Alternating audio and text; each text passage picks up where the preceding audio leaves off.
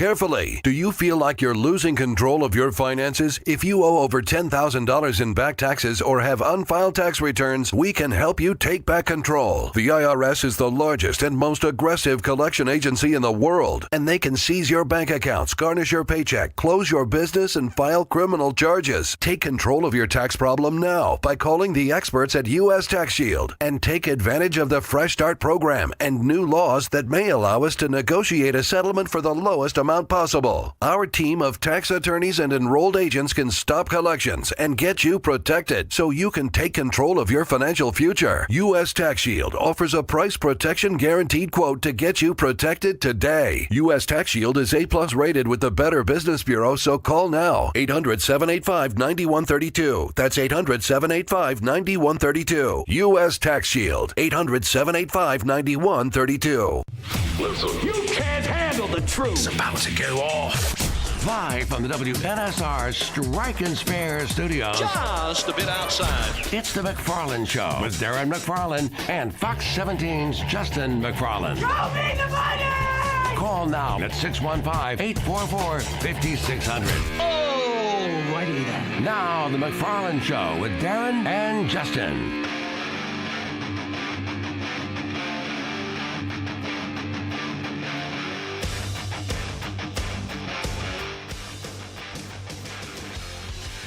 Heading to Tuesday afternoon to you, and yes, it is time for the McFarland Show here on WNSR. Darren and Justin here for the next 2 hours. Strike and Spare Family Fun Center studio. Devlin, not a McFarland, McKenzie is alongside as well.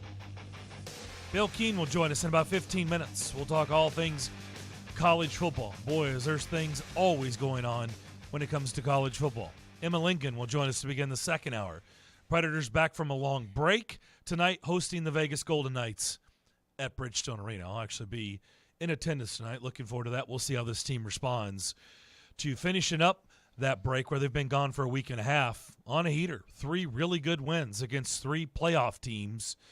And so we'll see how they respond to the All-Star break. And tonight it'll come against a Vegas team that has not been playing well of late.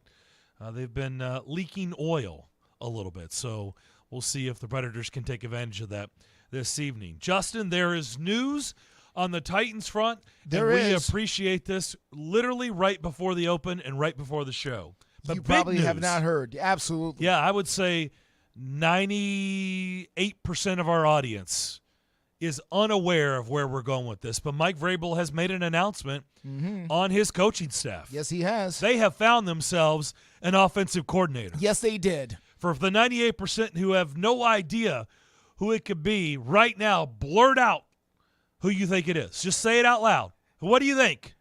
We're going to give you a couple seconds. Do it now. Are you sure? Okay. Are you sure? Is that your final answer? Are you sure? Do it one more time. Out loud right now. Okay, you're locked in. You're locked in. So you know what your answer is. Let's see if you're right. Let's find out who is right. The Titans have named Tim Kelly as their new offensive coordinator. Who had it? Congratulations to those who had Tim Kelly. Who had Tim Kelly as the new OC? Are you familiar with that name? Probably are. Yeah. He's been on staff. Yeah. He was the passing game coordinator. So Eric Bieniemy, a lot of people were trying to connect the dots with Matt Nagy from the Chiefs. Oh, waiting for the Super Bowl to be over. And then the Titans will name either Eric Bieniemy or Matt Nagy. Well, if that was your answer, if that's what you blurted out loud. Yeah. Or even maybe Luke Steckel. Maybe you said Luke Steckel. Oh, I don't know. Luke Steckel. I don't know who people said. I hadn't heard that one. Yeah, I don't know. He's still on their staff. He didn't go anywhere. Oh, that's right. He didn't get the job. So, remember, it went to Kellen Moore. Yes. Tim Kelly has been elevated to OC. Your thoughts? It's not a name that I don't think is going to get Titans fans extremely excited. What's interesting is I've been looking over Tim Kelly's resume prior to getting to this point. And I think in a job like this, I think resume and coaching DNA is very important because you can't coach what you don't know. It's real simple. You are going to run what you know. You are. So who and what is Tim Kelly exactly, and what does he know? That's a great question. So Tim Kelly has spent time, if you want to go all the way back, 2008, 2009, he was at Illinois Wesleyan there. He was spent some time there. Later on, he was at Minnesota State Moorhead. Lately, he's been with Ball State, Penn State. As a graduate assistant, he was at Penn State. Then he made the leap to the NFL. 2014-15, he was the offensive quality control coach for the Houston Texans. He then rose up the ranks to assistant offensive line coach, tight ends coach. Then in 2019, he became the offensive coordinator while he remained 2019 to 2021, where he was the offensive coordinator for your Houston Texans until he left that job in 2021. So that's who Tim Kelly is. That's where he came from. I don't know what, if anything, we can gain from that. You just have to look back over the head coaches and the offensive philosophy that he's learned while he was with those teams and what the Titans website touts about Tim Kelly. And by the way, in case you're wondering, yes, the Titans website has already updated his title. He is on their website right now as the offensive coordinator now. How do they do it so quick? Maybe it's somehow they knew. You think they knew? I believe that, somebody passed him the word. Okay. Because he knew people like me were perhaps going to visit the website. So they're giving Tim Kelly the credit, Darren, for Davis Mills setting the franchise rookie records for passing yards as well as second among NFL rookies for passer rating. Is what they're saying. They also said Brandon Cooks had a good year. Deshaun Watson had a good year in 2020. So this is what I want to know. What is the real story behind the scenes? We're never going to know, I don't think. Yeah, another 10, 15 years. I don't think. But I would really love to know what went on behind the scenes. Because you want to know who said no. Yeah. That's what you want. Well, yeah. You want to know who said no. Or who said yes, and then they got into negotiations, and then things fall apart, right? That happens all the time. I pointed out one I yeah. heard. Somebody agreed. They started getting their, by the way, yeah, the Arizona GM job. Someone agreed in Cunningham. Yeah. They got into negotiations. This is what I was told.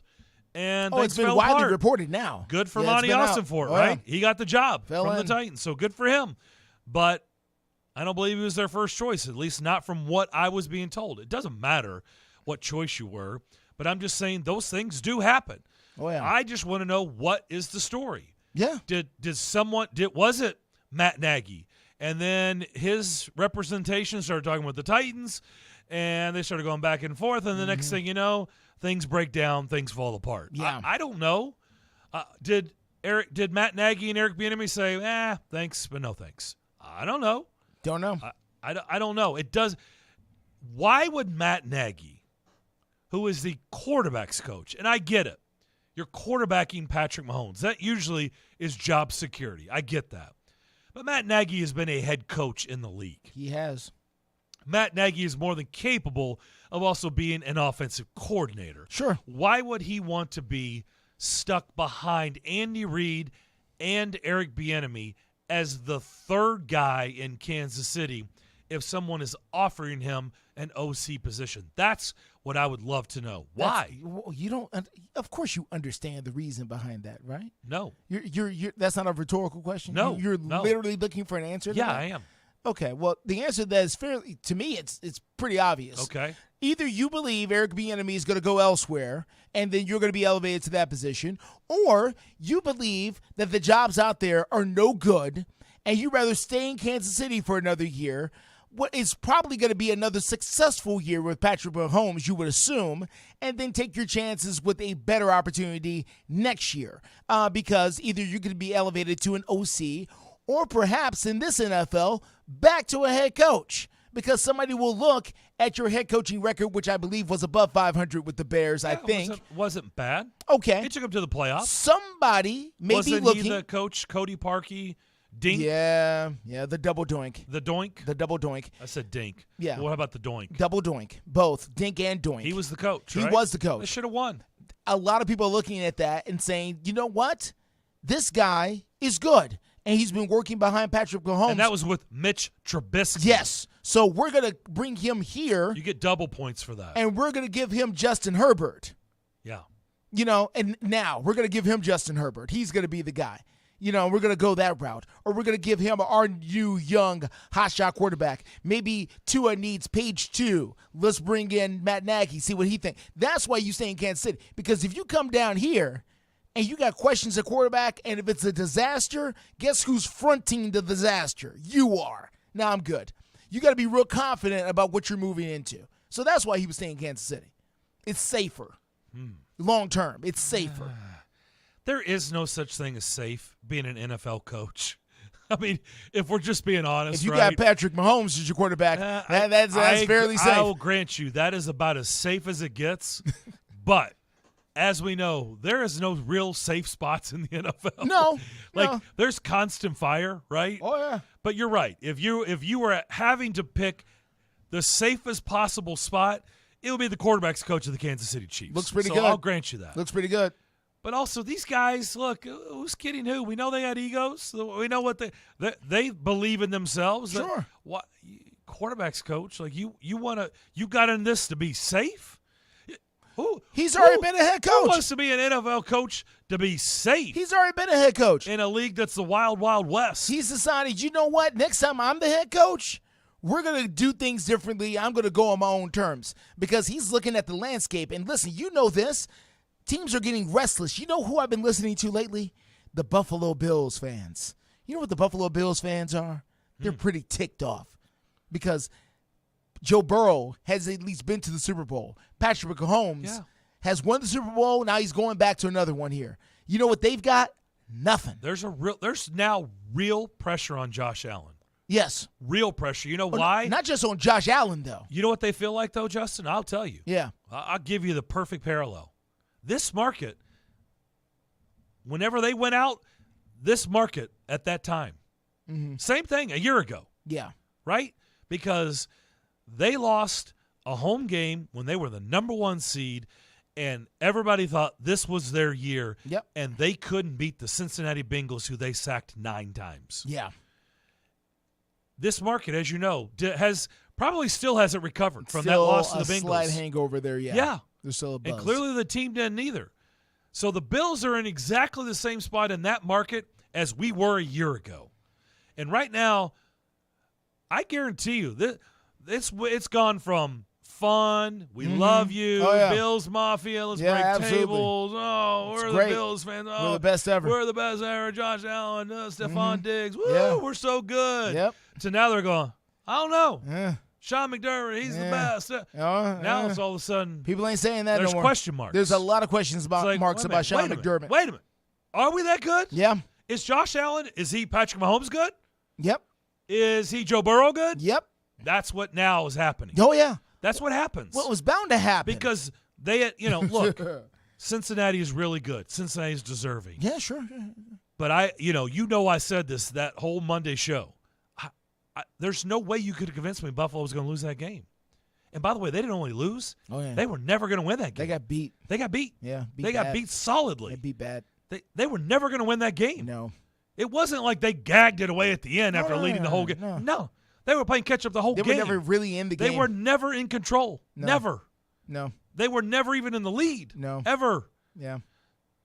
That's a hard pill to swallow. Yeah. You got the whole DeMar Hamlin, the motivation. Sure. Oh, yeah. You got win it for DeMar. You got the emotions. It is our year. This is the time. I mean, it's hair short of Rudy in here. I mean, it is strong. And then at home. Yeah. At home. Yeah. Didn't lose on a fluky play at the end of the game in Arrowhead. You had everything you wanted. We lost at home in the elements. This was our time. Yep. Yeah, it's going to be a hairy offseason in Buffalo. McDermott is feeling the heat because he's going to go before Josh Allen goes. Of course. If you got a choice, who's going Josh Allen? Yep. Yeah, We Sean know the answer McDermott's to going to that. be gone. So going back to Matt Nagy, if you're looking around for an offensive-minded coach now to take your quarterback and your receiver to the next level, you're looking around who's available. Well, Sean Payton's tied up now. He's off the board. So who's out there? I promise you, Matt Nagy looks more attractive being the quarterback's coach in Kansas City than he would with a average year as the offensive coordinator for the Tennessee Titans. So that's why he's staying. Yeah. 615-844-5600. Let's sneak in a phone call. Let's go up to Portland. Adam, what's up? What's up? Hey, Justin, you love Josh Allen, man. I do. What is that? Why? I don't know. You tell me. Why do I love Josh Allen? I don't know. Did I say that? Did I miss something? Did I say what did I say? I just hear it in your voice. You're like, yeah, like well, I don't know, part of the fanboy, part of the fanboy club, part of the fanboy for Josh Allen. I mean, no, I don't have any love for Josh Allen, especially. No. Well, he's done exactly what Tannehill's done, so I guess I should be this hyped up about Tannehill. I feel like if he wasn't so big and didn't scramble and do the automatically get you a yard when you need a yard, then he would be Kirk Cousins, man.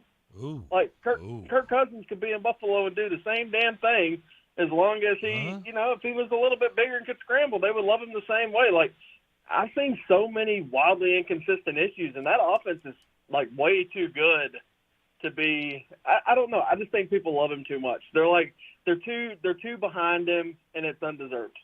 Oh, well, look, Adam, there's more people coming your way now, okay? That's what we're getting at. I mean, look, the real pressure's on Josh Allen now. And let me just tell you, what you just said, when you first said it, I was like, oh, gosh, you're going to throw Kirk Cousins in the same breath? Well, let me tell you, if they fall flat on their face again next year, you know what? He will be compared to Kirk Cousins because you know what the knock is on Kirk Cousins? Man, does he look good in the regular season. But, boy, when he gets to the playoffs, forget about it. Ain't gonna win a big game. Ain't gonna win a big game. 100%, man. Hey, especially for the Titans, because I know y'all beat on that too. It's like, I mean, it's just not all these guys are like super special Patrick Mahomes quarterbacks. They're just not. Like, it's so hard to find the real deal quarterback, and I think people, especially Buffalo, and look how long Chicago sucked at quarterback. Like, I mean, this is so hard to get that position right. So I think people want him to be amazing, but I don't think he is. Like, if you took away his running ability, he is an average quarterback, man. So let me ask you something, Adam. Has Chicago ever gotten it right at quarterback? Honestly, I'm being serious. Gross Rexman, man, 2006. Gross Rexman, that's it. I don't know. Maybe that was just a one-off. I don't know if they got it right. I think it was a one-off. That defense was really good that year. That defense was real. Some guy named Urlacher. Yeah, who was Peanut Tillman and, Lance Briggs and a few of those guys. Yeah. So let me ask you this before we go. You're a staunch Titans fan, season ticket holder. Tim Kelly as OC. Your reaction? Has that been announced? Yeah. It's official. Oh, God, I missed that. No, that's how we started off the show. It literally happened right before the open. Oh, I hate that so much. I hate that so. Well, all right. Some more tight end bubble screens, right? This sucks, man. I'm done with that. That is garbage. Yeah, this is live reaction, dude. I had no idea. Yeah, that's trash, man. I hate it.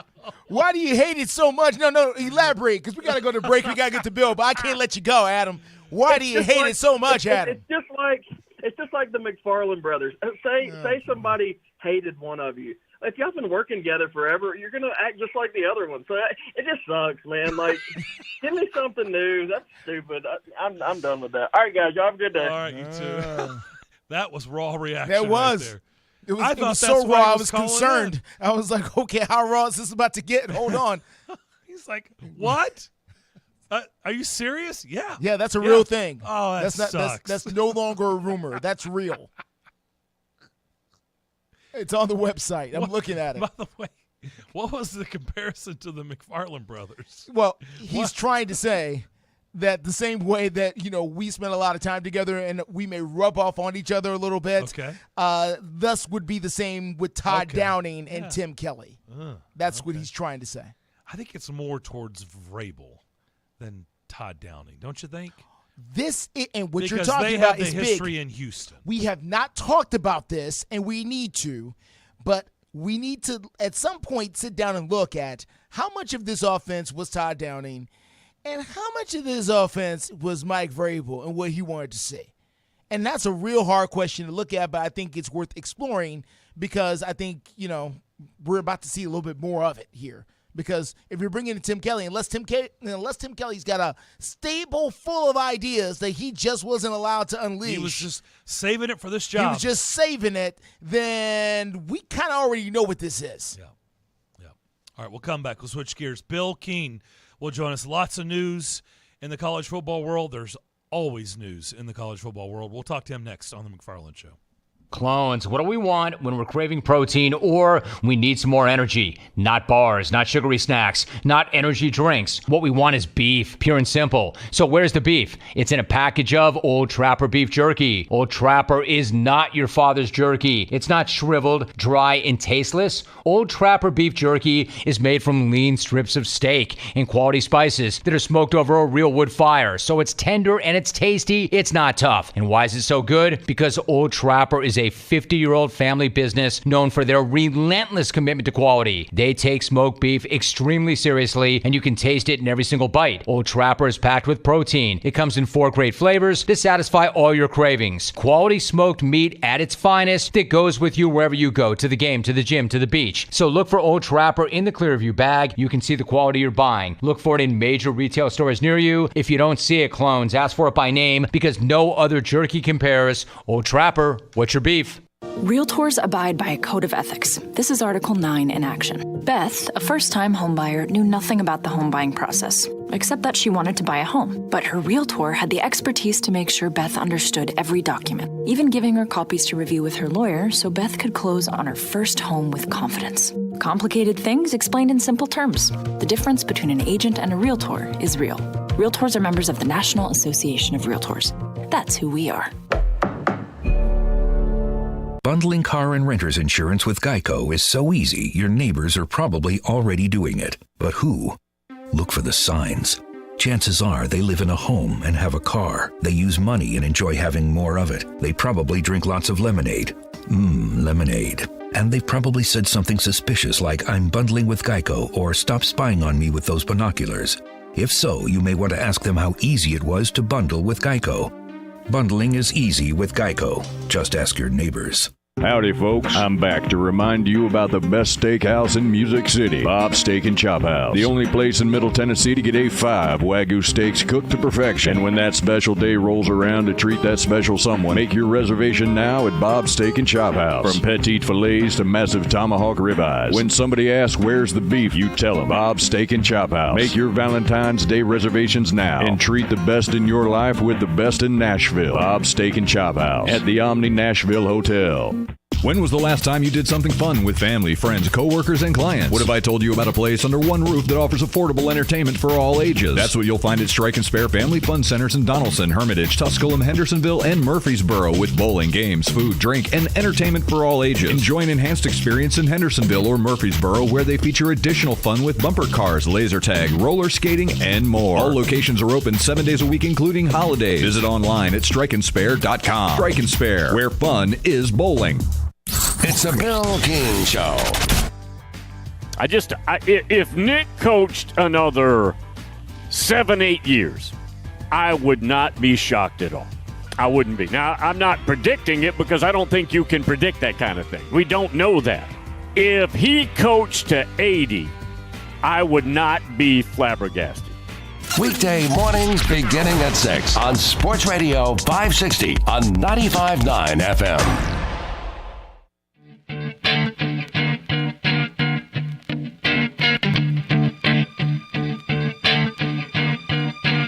You're listening live from the Strike and Spare Studios, downtown Music City. It's the McFarland Show. Titans have named Tim Kelly as their new OC. They've elevated him from passing game coordinator.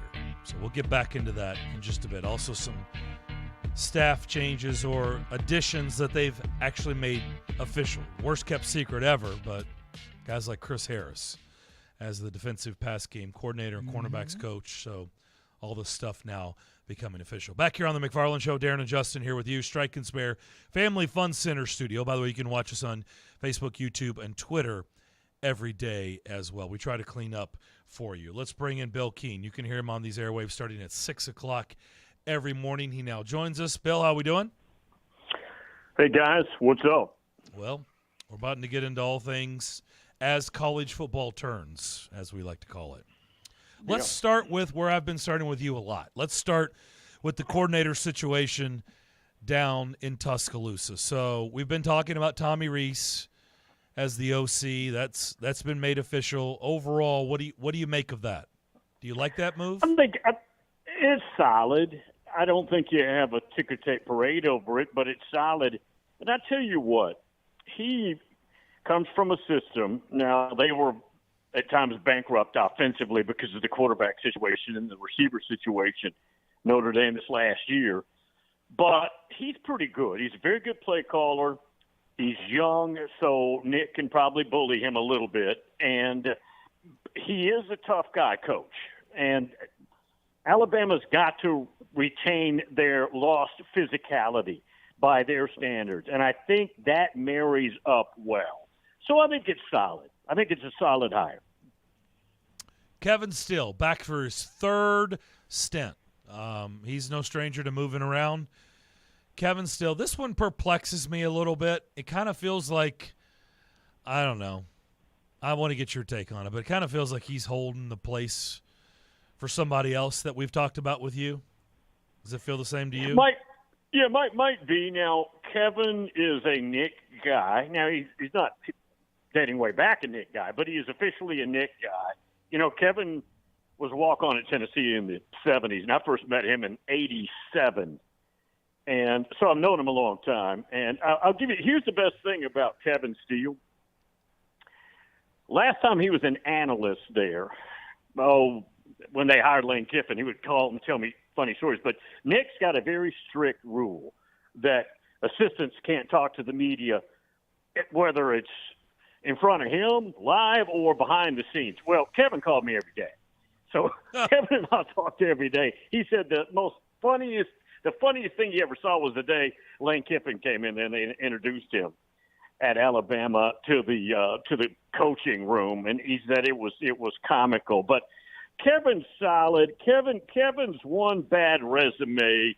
First of all, he took the Baylor job, and it fell to pieces. They wouldn't help him, and it made him look really bad. And then he got fired at Clemson when he was defensive coordinator for Dabo Swinney, and they played West Virginia in a bowl game, and he gave up 70. And he got fired right after that game. And so those are a couple of blemishes, but he's a good tactical coach. And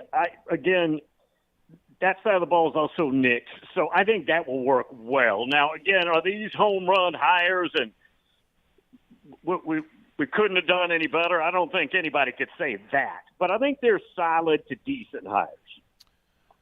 Oklahoma and Texas right now are in a holding pattern coming to this conference.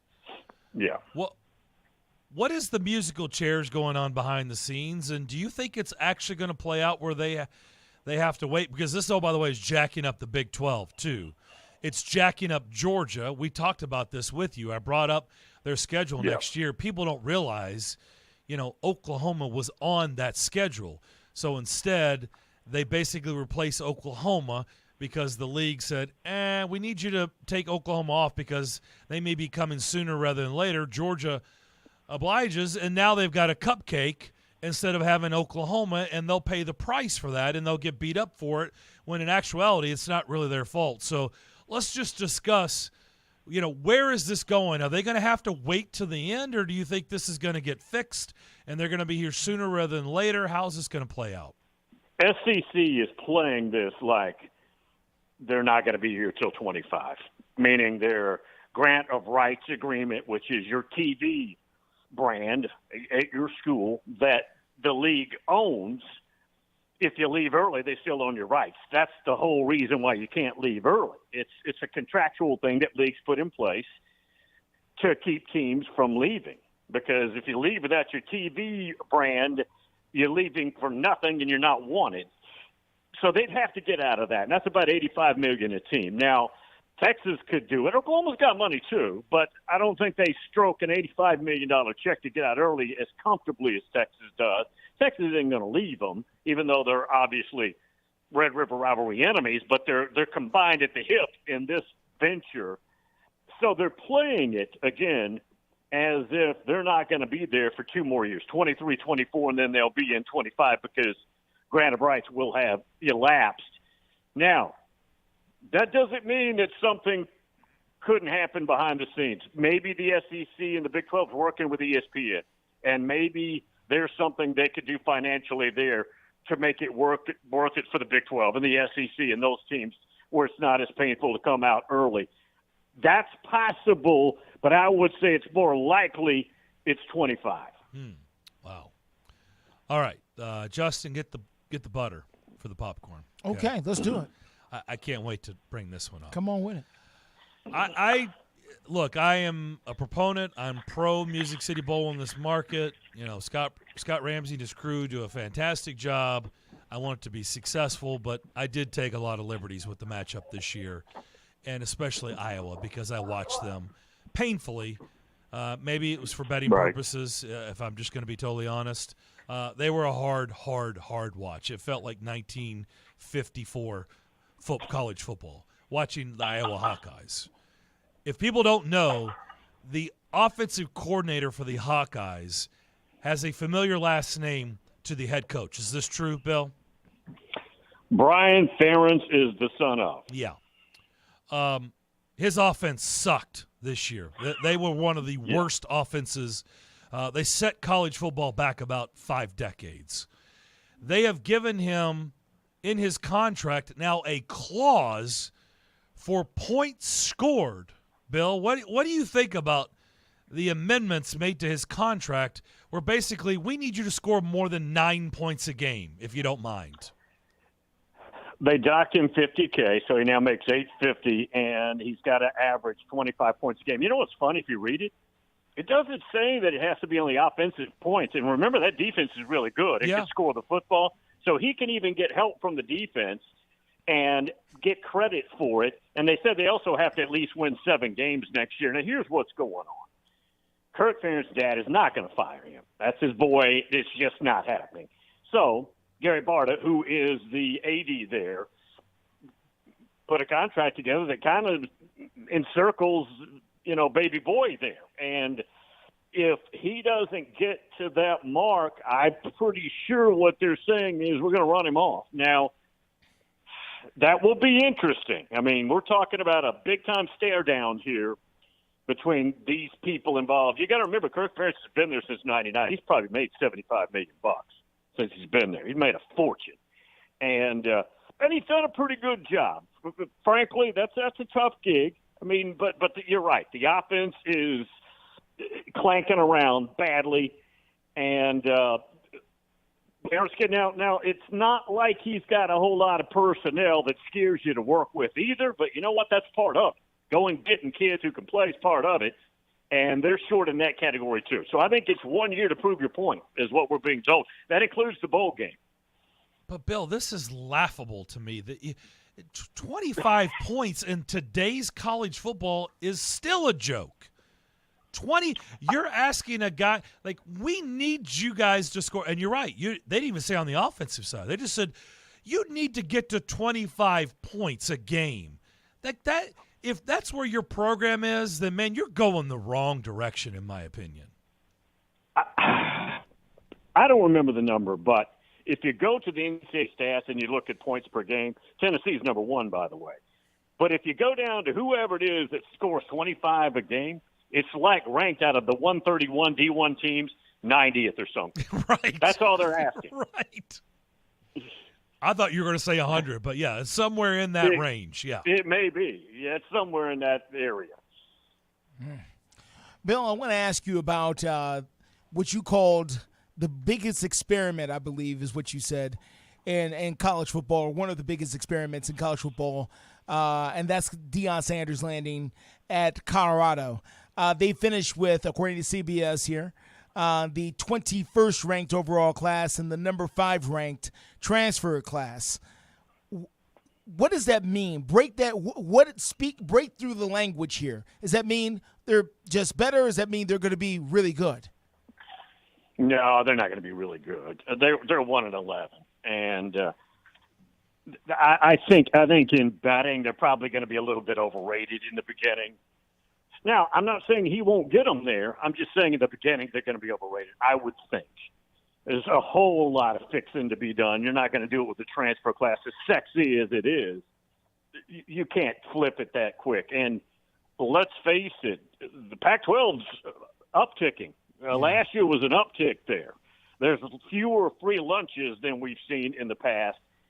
So I think it'll be tough. But here's what it says. It says Deion obviously is very impressed with what he's able to go out and do, and the players are equally impressed.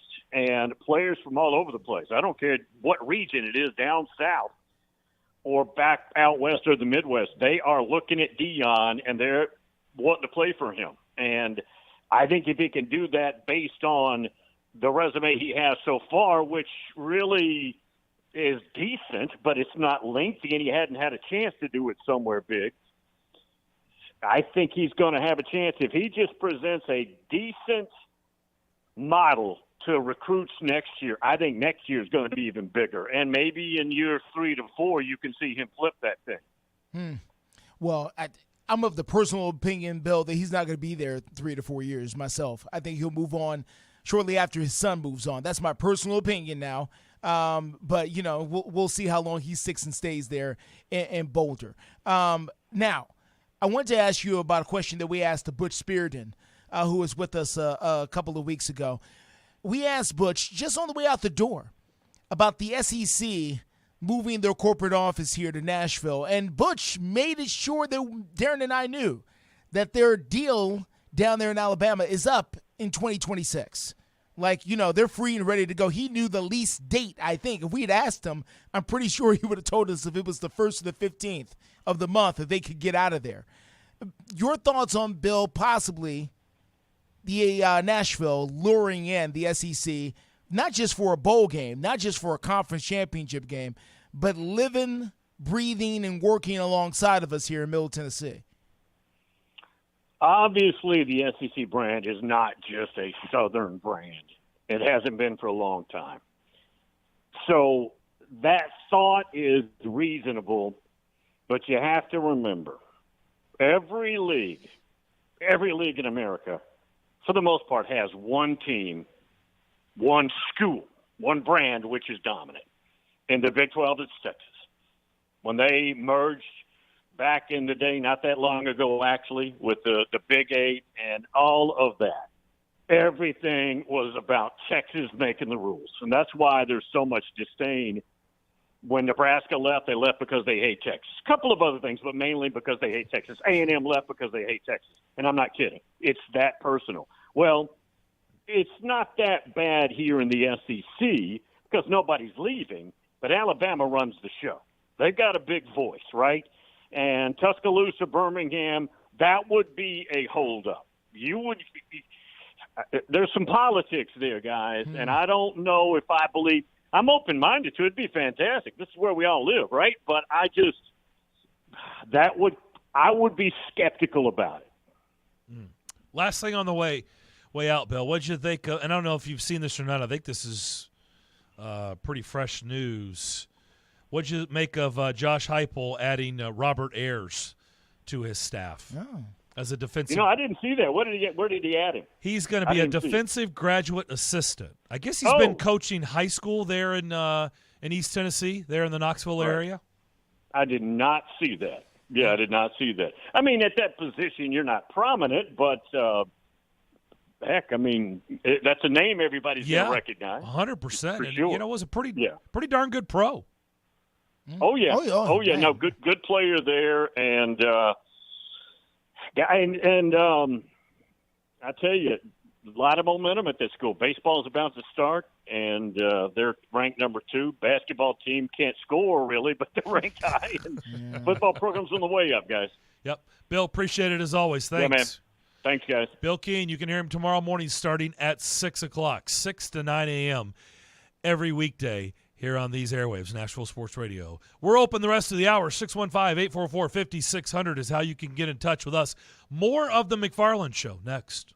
Are you looking for a trusted partner who knows AT&T business inside and out? ABS Communications is an organization built on the premise that telecom solutions and working with companies like AT&T can often be complicated, and the customer needs someone to help them navigate through these complexities. They make complex simple. Whether it's helping maintain, manage, or secure your business, ABS Communications is here to help with all your business telecom and mobility needs. Their business was built with the goal of simplifying the process of connectivity for the customer and establishing a long-term relationship of trust through transparency and accountability. ABS Communications is a top 5 AT&T authorized agent with over 200 years of AT&T technical experience. You can call Mark and the gang at 615-349-8588, or you can visit their website at abscomm.net. And remember, mention the McFarland Show to ABS, and you could get up to $250 in a Visa gift card for new ABS business customers.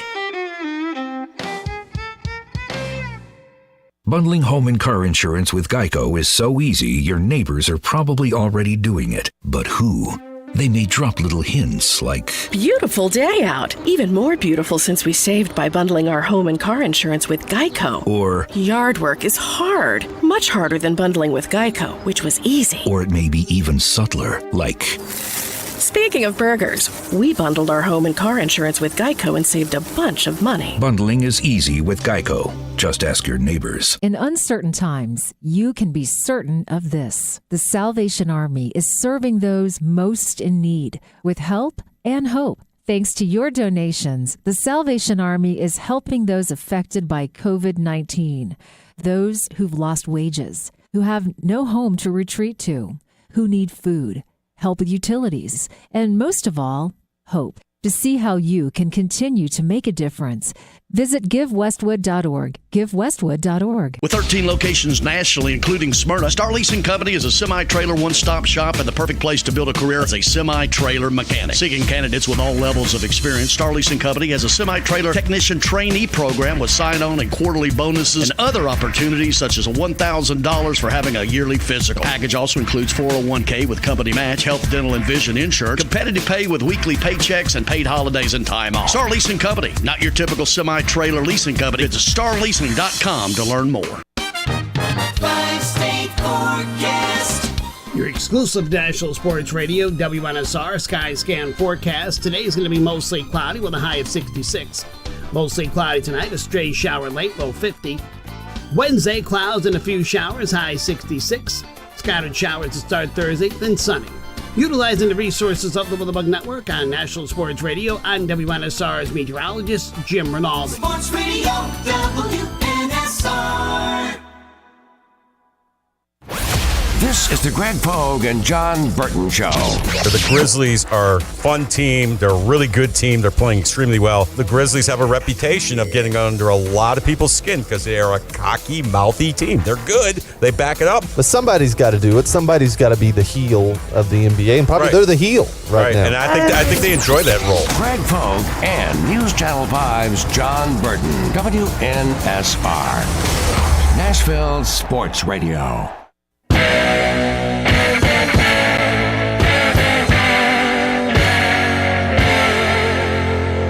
The McFarland Show. Video streaming live on Twitter, Facebook, and YouTube from the Strike and Spare studio. 844-5600 is how you get in touch with us. Let's go to Eric. Eric, you're up next. What's up? Hey, guys. As always, it's a pleasure to talk to you. Yeah, same to you. Hey, yeah, guys, a couple of things. First of all, I don't know, Darren, how you were just felt about this show, but have you heard they're supposed to be bringing back an updated version of King of the Hill? No, not heard that. Yeah, I heard that apparently this morning on another station. They were talking about that. I guess it's maybe Bobby will probably be an adult. Maybe he'll be married to Connie. I don't know.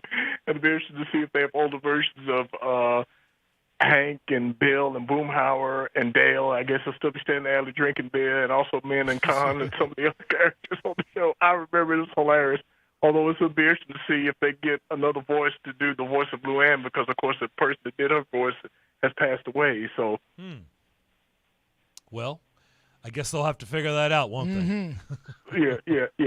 I guess because it was probably on for about like 13, 14 years, but they're apparently going to bring it back or something like that. So we'll see. Maybe I guess I have new characters as well. Yeah. And also, you may or may not have heard about this, but apparently I don't know what the final bidding was, but apparently it was around about $100,000 where somebody was bidding. It was an online auction about a jar of sand where Tom Brady stood when he retired. Can you believe that? Oh, my gosh.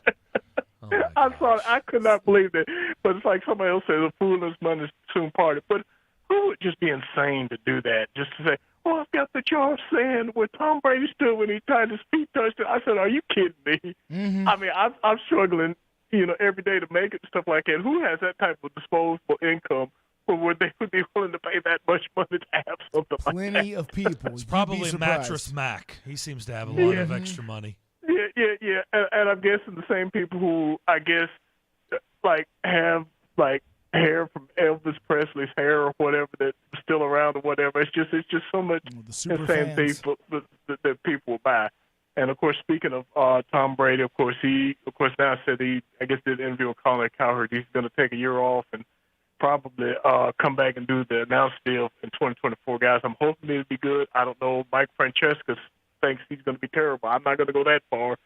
But it's going to be interesting to have some of these big names. Well, here's Mike the thing. Francesca doesn't think. Mike Francesca doesn't think that whoever he doesn't think something is going to be good. He thinks Tom Brady's going to be terrible as a commentator. He or whatever. doesn't like anything. I know, but I'll say this, guys. I'm hoping Tom Brady's good, but not all guys who are great quarterbacks, great coaches have been good in the booth. Because I remember guys like Joe Montana was terrible. Roger Staubach, who I love from the Cowboys, was terrible. So was Bill Walsh, and even I think Drew Brees struggled and wound up leaving because and a lot of people saying now about Romo. He started off good, but now he. By the way, Romo is remember when Romo was the darling. Now he gets beat up on a regular now because everybody can't stand him now. So it's just not. And another guy that's going to be interesting. I guarantee you will get a lot of offers, and I'll be surprised if he takes any of them. But if he did, I don't know if it'd be good. Of course, whenever he retires, that's Bill Belichick. You know the people are going to be wanting him in the booth. Do you think he's going to be that great? I don't. Who wants Bill Belichick in the booth? If he is in the booth, I'll be finding other options. Nobody's going to call Bill Belichick. I have no interest in listening to a mumbler do a 3-hour football game. That's what I'm saying. And there's going to people, and I think another interesting one, whenever he retires, is probably be Andy Reid. It's just going to be interesting because not all coaches and not all players that retire are necessarily going to be great in the booth. So we'll just see how all that stuff shakes out. And guys, I may have said this to you. I can't remember. Did I talk to you about who Dan Orlovsky had as his top 5 quarterbacks of all time? I saw the list. I think we went over that. I'm not sure.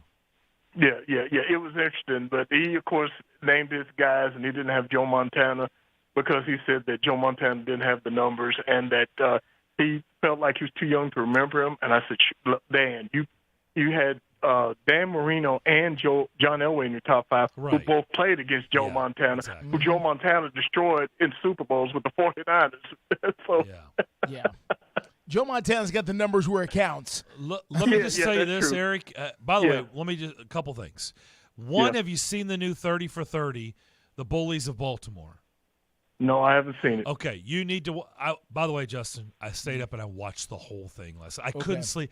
I can't get enough. It's 2 hours long. I couldn't. I can't turn off one. I'll check it out. There's so much on the Titans, Eric. You need to watch it. There's so much on the Titans. Yeah, I'm definitely going to be looking out for that because I'm sure they're going to probably have repeats or something like that. But they're showing it every night. It just came out. Yeah. Check it out. Well, guys, it's always good to talk to you. Y'all take care, and we'll talk to you again soon. Okay. Thank you, Eric. Appreciate the phone call. I'm also going to say this. Devlin, see if you can find this during the break. Our man, Trent Dilfer. Yeah. Oh, I didn't see this the first go. I remember I didn't watch it all. Yeah, I just got see it. Last night I watched every second. Let me just tell you, it is so worth it. I'm fascinated by it. It is unbelievable, and there's so much about the Titans in this thing. You got to watch it. But Trent Dilfer, we'll try to play the clip. When he said it, Justin, I was like, did he just say that? And as you can imagine, it has been this is Super Bowl week. There's a lot of distractions, and it is making its rounds. Like the minute he said it, I was like, uh-oh. Talking about him not being impressed? Yes. It is making its rounds. We'll try to get you that clip. We got it. We want you to hear it, okay, before we get out of here today. Tony in Nolensville, we'll come out on the other side, wrap up the first hour with you. More of the McFarland Show next. Slim's Tender Mac Bowls are back. We start with a 3-cheese blend to make our delicious mac and top it with chopped hand-breaded tenders and Colby Jack cheese. Try the Tender Mac Bowl meal or the Buffalo Tender Mac Bowl meal, both served with Texas toast and a medium drink. But hurry, they're only around for a limited time. Download the Slim Chickens app to order and earn rewards. Individual rates, coverage offerings, and savings may vary, subject to terms and conditions, not available in all areas. If you're a small business owner, listen up. Pi Insurance wants to give you one of those aha moments, the kind that could save you money. Workers' comp is probably one of the biggest costs you face. But did you know that insurance providers have flexibility in setting their prices? That's right, but many don't bother giving small businesses the savings you deserve. Instead, you can get lumped in with other businesses and overcharged. Pi Insurance was created to change that. With Pi, you get a quote tailored specifically to your business, and you could save up to 30% with no hassle and no hidden fees. Plus, when you sign up for pay-as-you-go billing, your premium is based on your actual payroll, not an estimate. So your workers' comp audit experience is simplified. Take 3 minutes to see how much you could save with Pi Insurance. Ask your agent for Pi or get a quote at iwantpie.com. That's iwantpie.com. Hi, this is Joe Cordell with the law firm Cordell & Cordell. Divorce can be complicated, especially if children are involved. If you're a father and want to protect your role in your children's lives, remember Cordell & Cordell. We've helped men with matters like these for 30 years, and we'd love to help you. Contact Cordell & Cordell to schedule an appointment with one of our firm's Nashville area attorneys, a partner men can count on. 810 Crescent Center Drive, Suite 160, Franklin, Tennessee, 37067. Online at CordellCordell.com. Today on Hey Culligan, smooth skin and soft hair comes from where? Here's Mike. Hey Culligan, I've tried every conditioner, lotion, and body wash known to man, and my skin still feels like sandpaper. It could be your water, Mike. Oh, that's harsh. More like hard water. Are you interested in smart high-efficiency water softeners from Culligan Water? Huh? Want baby smooth skin and soft, luxurious hair? Yeah, can you hurry? I have a date tonight. We're already on the way, Mike. Let us help you out with the free in-home water test from a local Culligan water expert at Culligan.com. What happens to your decision-making when you drink? Well, after one drink, you feel confident. A few more, and calling your ex at 1 a.m. seems like a great idea. And you're pretty sure the secret to a great taco is 4-day-old macaroni. The bottom line, drunk you doesn't make great decisions.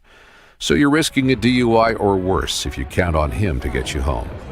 Plan before you party. Get home safe. Paid for by the Tennessee Highway Safety Office.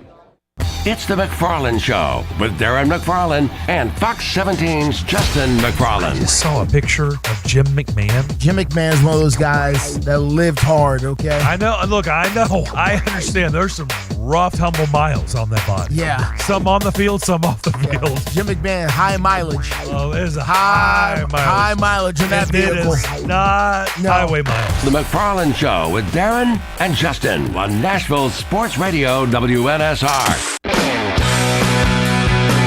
Give us a call, 615-844-5600. The McFarland Show with Darren and Justin. Emma Lincoln is going to kick off the second hour. We're going to get back into the bullies of Baltimore. I'm just telling you, you got to see it. And we're going to unveil some stuff. And I don't want to spoil it too much, but I don't feel like we can spoil it. Everybody out there listening who hates the Ravens and loves the Titans, you need to watch it. And it's look, a lot of it's painful. I get it. But it's still worth the watch. So we'll get into some stuff in the second hour about it. Let's go to Tony in Nolensville. Tony, what's up?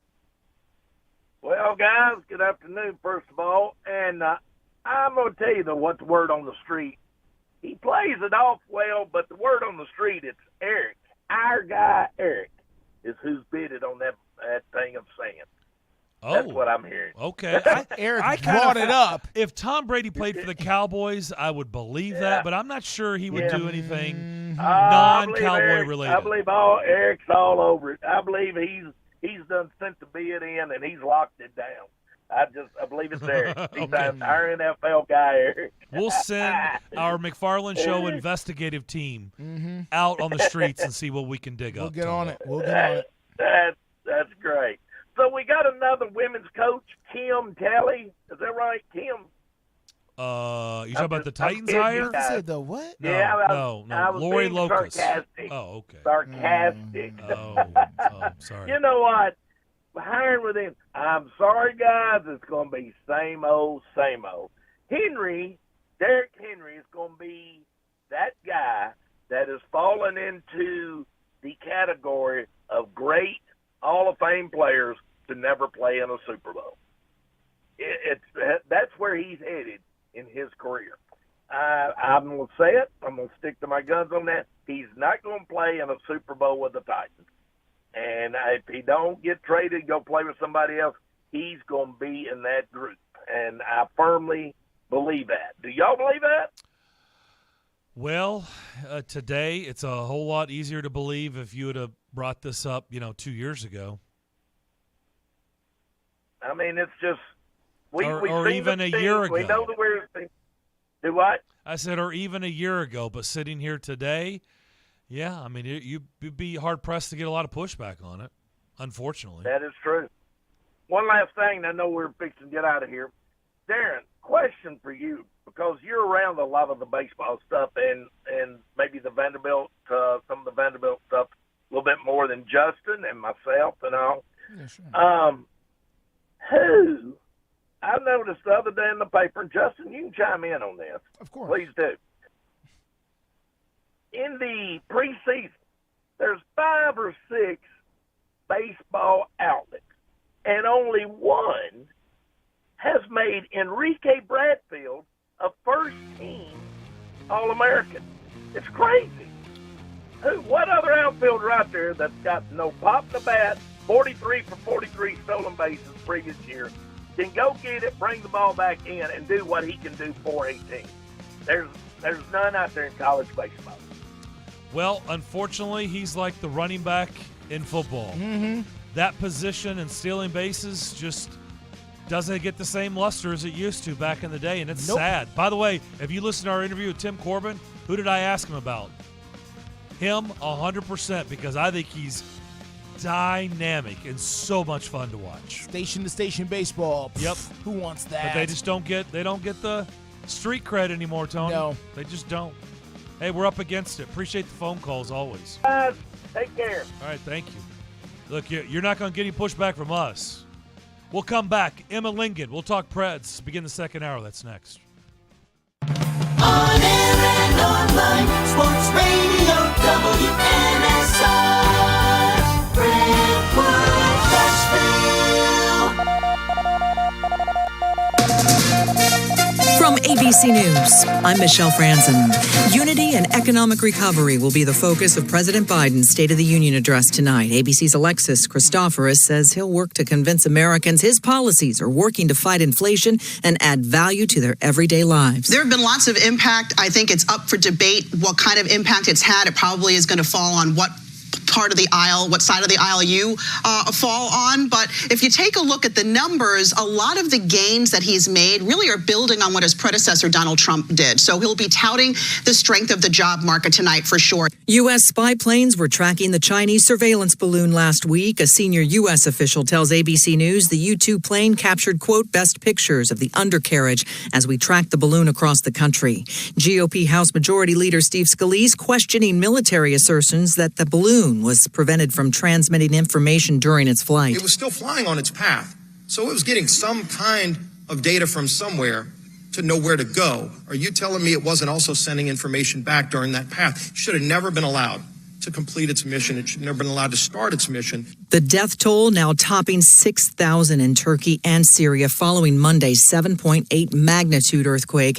ABC's Jordana Miller says rescue crews are racing to find survivors in the rubble of collapsed buildings. They're facing huge challenges. At least 9,000 buildings lie in total or partial ruin. There's not enough manpower or heavy equipment to dig through that much debris. And the danger of aftershocks continues. Plus, the frigid temperatures, rain and snow, slowing the rescue efforts and threatening the lives of those who may be alive but trapped. Global search and rescue teams are headed to the region, including a team from Los Angeles.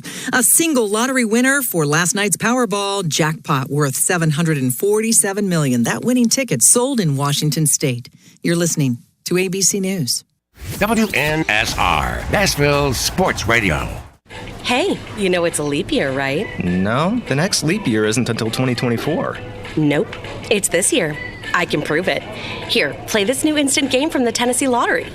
Okay. Woohoo! I won! See what you did there? I jumped up and down? No, that was a leap. Don't miss your chance to jump for joy this February with our newest instant games. You could win up to $5 million. The Tennessee Lottery. Game-changing fun. Please play responsibly. And now, some big news from WINN. The new February instant games from the Tennessee Lottery have arrived. Now, for some bigger news, there are 4 new exciting games to choose from. And now, for our biggest news yet, you could win a top prize of $5 million.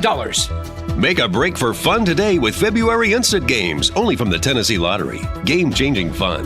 Please play responsibly. Listen, you can't handle the truth. It's about to go off.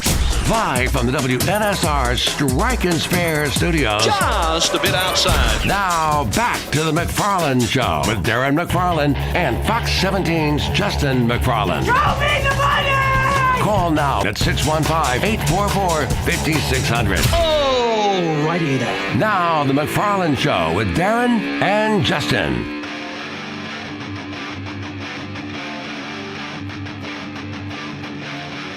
Second hour on this Tuesday afternoon. Darren and Justin here with you, Strike and Spare Family Fun Center studio.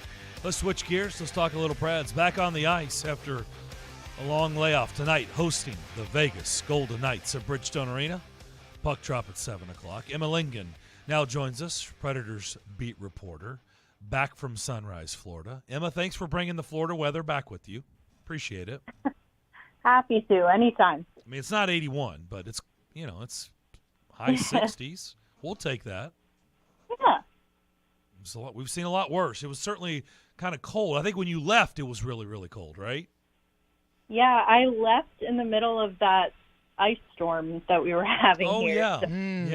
Yeah. It was a good time to get out of Dodge. Better tonight. Yeah, good time to get out of Dodge. So some different looking things around the skills competition on Friday night. Saturday afternoon was the All-Star game. But let's start with kind of the different looks and some different things that they did. Talking with you on the podcast, you brought up, a golf course being included, just a little bit different look overall. I'm sure you've gone back and you maybe even watched the coverage just to see what it was like to get a different perspective of what the viewer saw. Overall, what did you think?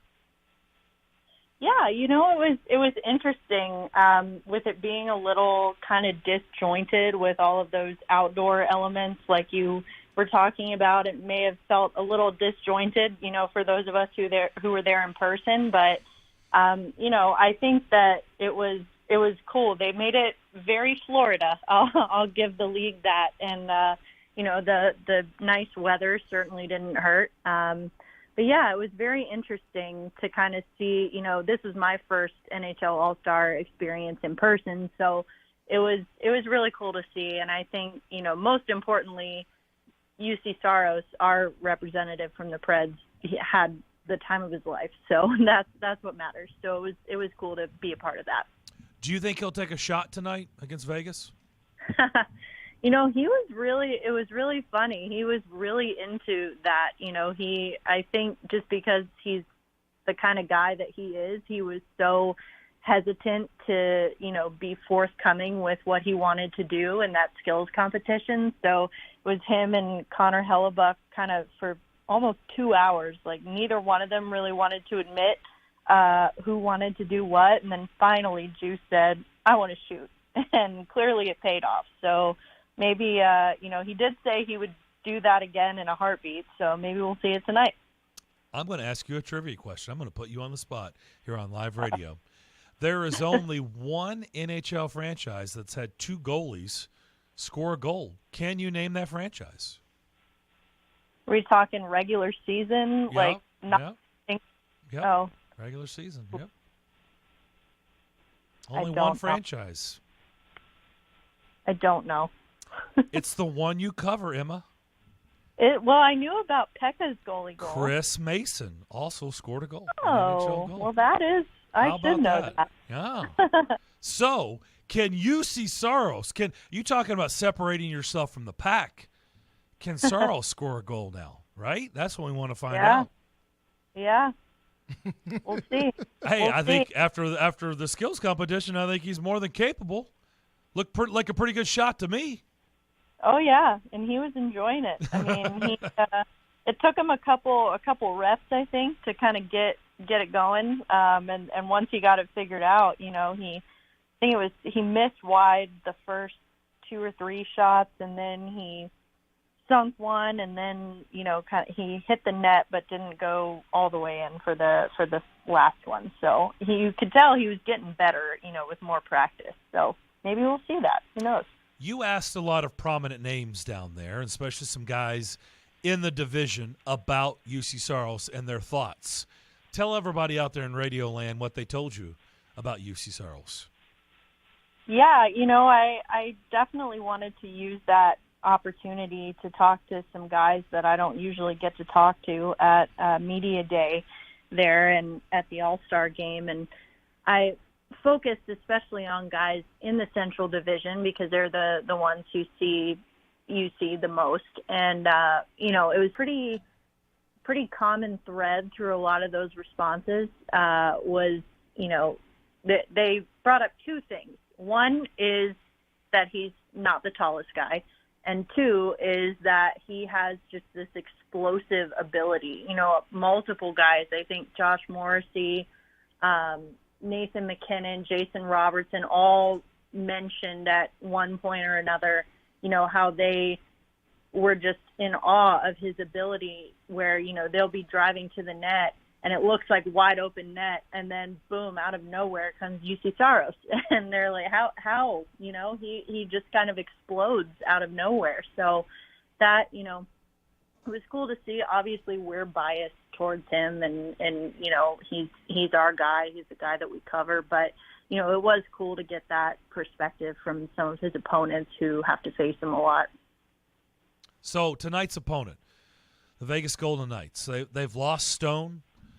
They've been leaking oil here lately. They did not end on a good side of things. Probably the break was welcomed for Vegas because they did just the opposite of the Preds. I think they lost like their last 4, where the Predators had 3 really nice wins against playoff teams going into the break. So what are you expecting tonight? I talked to some of the guys this morning at morning skate, and I think the general feeling is that, we want to avoid the temptation to look at this as an easy win for all the reasons that you said. It's still a challenging team, and it's a team that's given them trouble already this year. And so we definitely don't want to fall into a trap here. This could easily be a trap game, where you kind of think, oh, they've lost 4 in a row. They've got a lot of injuries. We can let our foot off the gas, and that's definitely what we want to try to avoid here tonight. So I think that, Vegas is a team that they can still bring it. I believe their last game before the break was an overtime loss. So they're still capable of staying in it.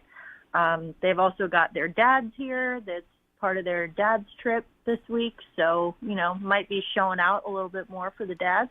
So definitely don't want to sleep on this team. Not at all. Sleep on them or anybody else.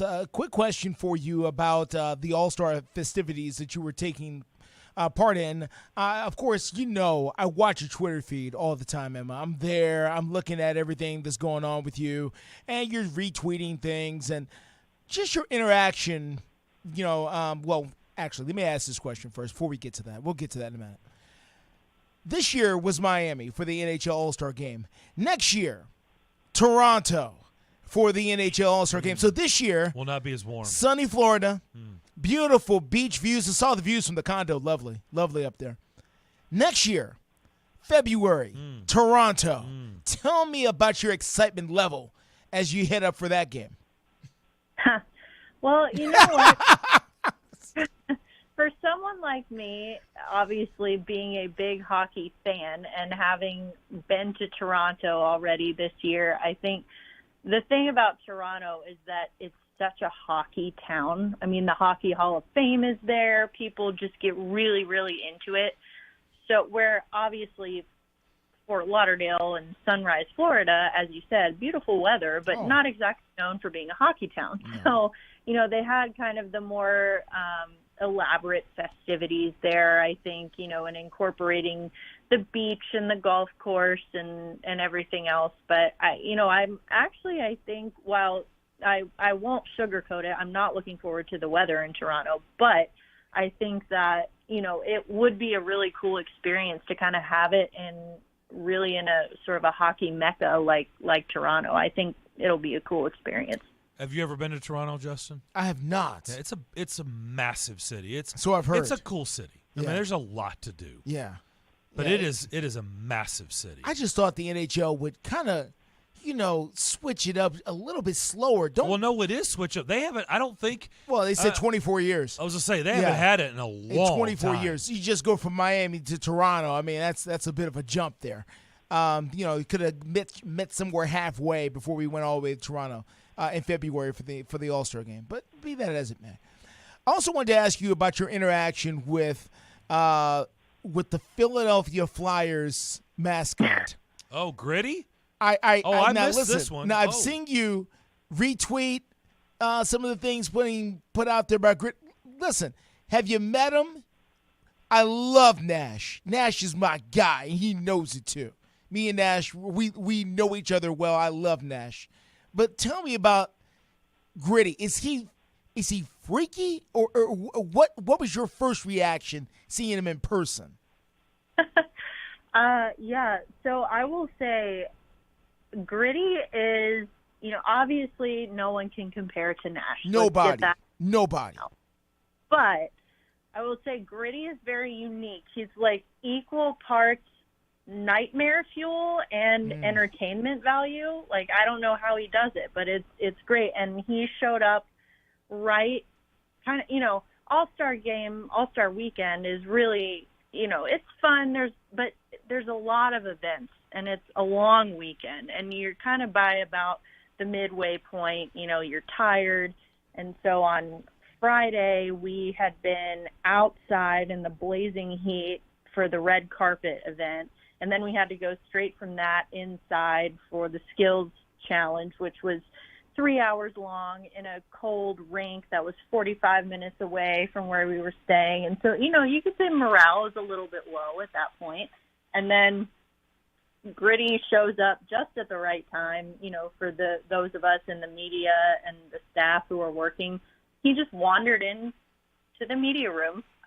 Only mascot that I ever saw come into the media room, and just kind of stood there for a minute. And just everyone couldn't stop laughing. He did his little squeak and then kind of a little, move, and then he just ran out. And that's all he had to do. He really didn't have to do much. But, yeah, it's equal parts nightmare fuel and entertainment value.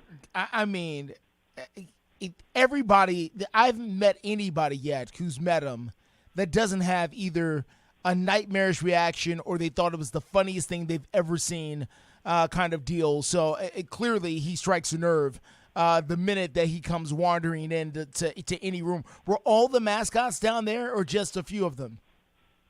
All of the mascots were there at the event. I think, it was funny with that video that I think you're referring to with Gritty. I'm still watching it to this day over and over, and I can't stop laughing every time. It was perfect. I did run into Nash finally about, third day we were there. I ran into Nash. He was busy, partying it up with the rest of the mascots. Yeah, he's a cool cat.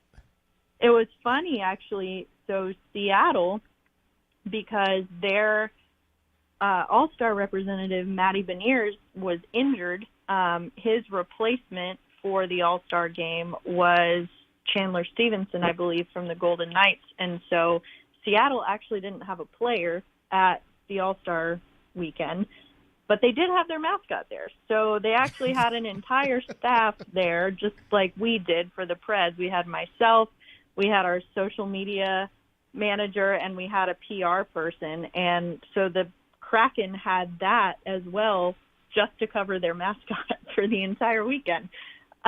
Which honestly, they probably had even more fun than we did. So that, the mascots are just as big of a part of All-Star Weekend as anything else. So, Justin, I remember when the NHL All-Star Game came here, what was that, 5 years ago? I think so. Every bit of 5 years ago. So my son was, about half his, so he was 5 years old. Yeah. So he was much younger. And it is interesting to see kids interact because some mascots, they're cool. Absolutely. They gravitate towards them. Yeah. They run towards them. And other mascots, they run away. Yes, in horror. Screaming. Yes.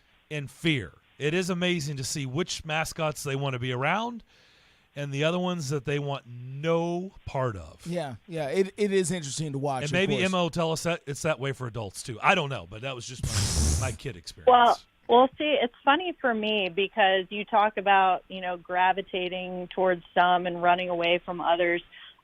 Little Emma would not be caught dead next to of any kind. Like, really? I had a deathly fear of any mascots. Like, it was bad. I'm sure my parents to this day, still like to tell the stories about how I was terrified of, Ronald McDonald and, Chuck E. Cheese. So you and Chuck E. Cheese didn't do well, huh?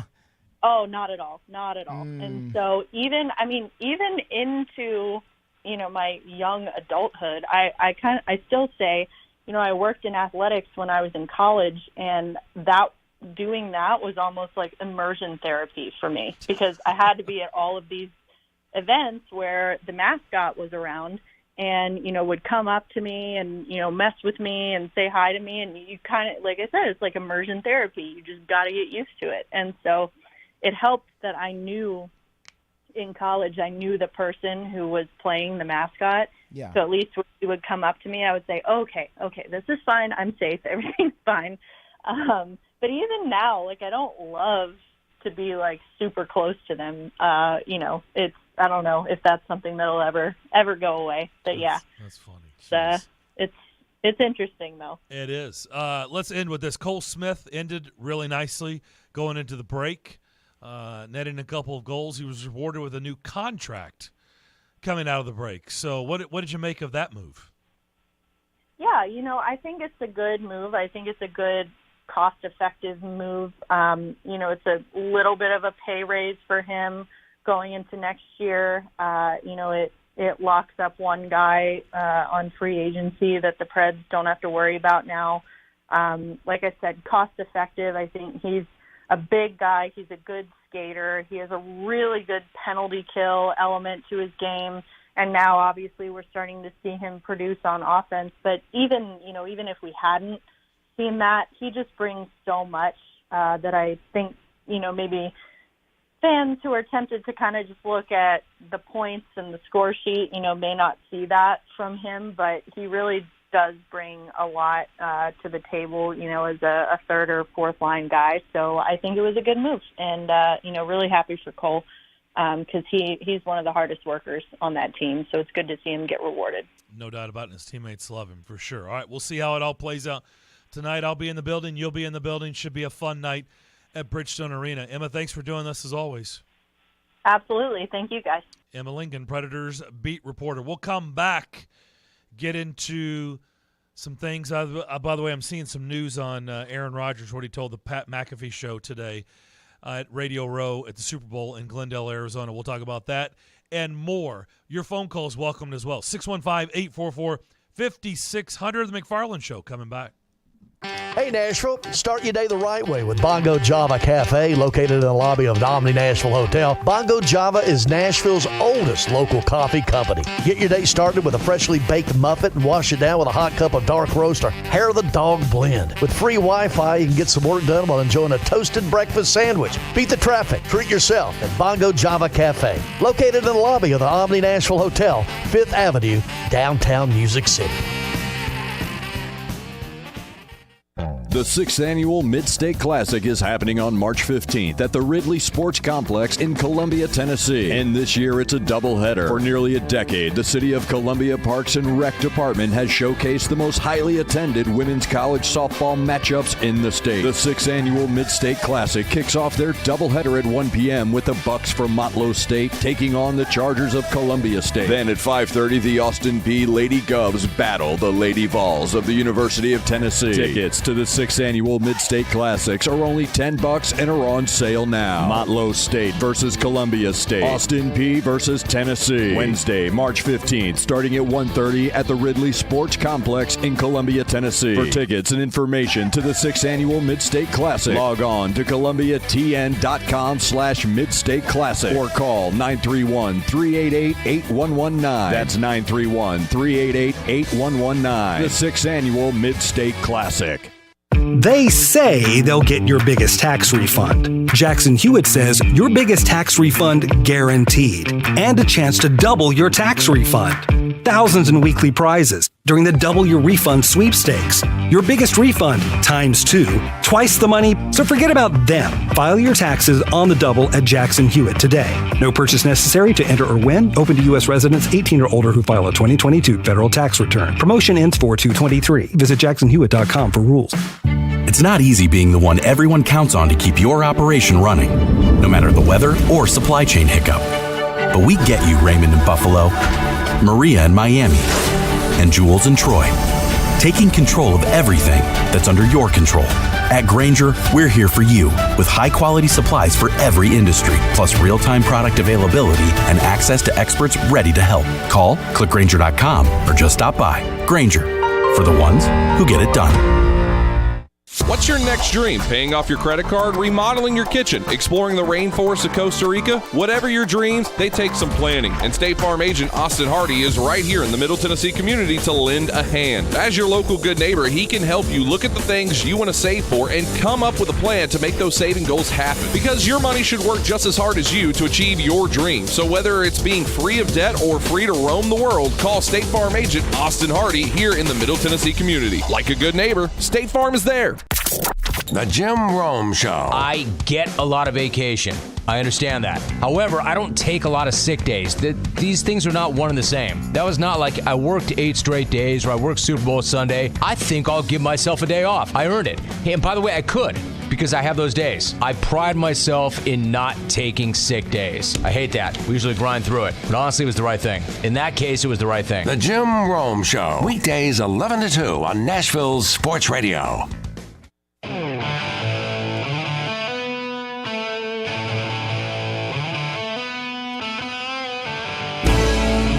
You're listening to The McFarland Show live on WNSR Nashville Sports Radio. Thank you, Big Boy Sky. Back here on The McFarland Show. Radio Row starting to get cranked up. Last night was the Media Days. Media Days used to be on Tuesday morning / afternoon. I was going to say. It's been now several years. It's been, I don't know how many years. They've moved it to Monday nights. I watched a lot of it last night. I didn't think there was a whole lot. See, the teams just got there doing Media Day, but okay. You know, the Kelseys were kind of cool. I'm trying to think if there was anything that really, wasn't anything that sparked true interest. I mean, listen, this isn't exactly the most star-studded Super Bowl we've ever seen. Even the guys on the Eagles who are great players are not exactly stars quote unquote, in the league. They're great players who've been good for a couple of years. A.J. Brown falls in that category easily. Good player, great player. Star power? No, he's not. No, he's not. So, he's not exactly, the kind of guy where the media is going to gravitate and can't wait to see him, can't wait to see what he's got to say. He's just not that. I'm not saying he's terrible or something. He's just not that guy. And neither is Jalen Hurts or, so the Kelseys are going to be the closest thing you get to what the NFL media is going to chase after. And it's really Travis. Yeah. Travis is a star. By the way, have you seen his playoff numbers for tight ends in the history of the league? He's like first in every category. Yeah, it's amazing. He's first in every category. He's starting to rival. He's starting to get into that list where it's just him and Jerry Rice, essentially, at some point there. I know he's like number 2, and then number 1 is Jerry Rice on a bunch of stuff.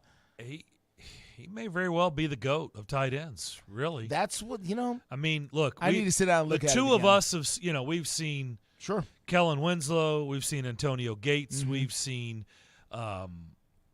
we've seen Shannon Tony Gonzalez. Sharp, Tony Gonzalez. Sure. There's been some fantastic tight ends over the years, right? That we've Jason Witten. Jason Witten, another one. Yeah. I mean, there's been a lot of great tight ends. Sure. He may end up going down as the best. Rob Gronkowski. Yeah. But Travis Kelce's probably going to hold all the records. Statistically, he's probably going to own the record book when this is all over. So what's interesting, nice little segue. Mm-hmm. Today's game may be lending to that feeling because maybe old school tight ends like Ozzie Newsome, by the way, who was another great tight end. Fantastic. Would say, I don't really look at these new guys' records because today's game is geared towards offense. It is. And the tight end role has changed a lot. Which I teased about the Bullies of Baltimore, which I watched the entire 2 hours last night. Mm-hmm. Trent Dilfer, who I've had many I used to do a weekly with him. Okay. For a long time. So I've interviewed Trent Dilfer, I don't know, 60 times. I don't know how many times it's been over the years. A lot. All right. When he said this last night when I was watching, it came out on Monday night. I believe that's right. Was it or Sunday? Sunday night it came out. And last night I saw bits and pieces back, between the Grammys and that. But then last night, it got enough of my attention. I was like, I need to watch this. And I just happened to stumble across it last night. I couldn't sleep, and I was like, I'm watching this thing. Or at least I'm going to watch the beginning. I didn't see anything in the beginning. I ended up watching the whole thing. I couldn't stop. When Trent Dilfer said this that we're about to play, I went, uh-oh, ruh-roh. That's going to get some attention. This is what Trent Dilfer said on the 30 for 30 Bullies of Baltimore. Modern day game does not impress me. It's super easy when you don't get hit as a quarterback and when you can't reroute receivers and when you can't hit guys across the middle. I love Tom Brady. I love Aaron Rodgers. I love these guys. It's not impressive. What's impressive is what they did. Now, this was in front of a live audience when they did this whole thing that you'll see if you watch the 30 for 30. I mean, look, there's a whole lot of truth in what Trent's saying. There's some, yeah. But you can't disregard the body of work. By the way, Tom Brady did most of his career highlights when it was still hard. Yeah. Okay, let's not pretend Tom Brady's body of work and Aaron Rodgers.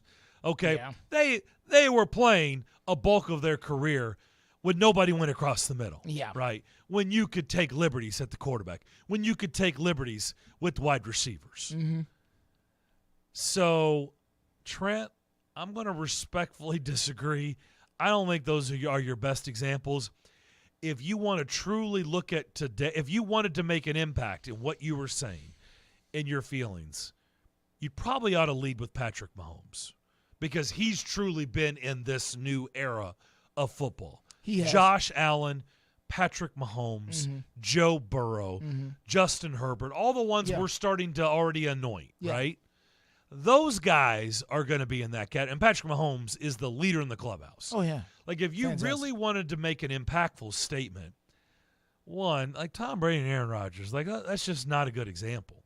They spent most of their career still when it was really hard for quarterbacks, really hard for the offense, because the defense had a lot of advantages that they don't have today. Anything now, any hit today is a penalty.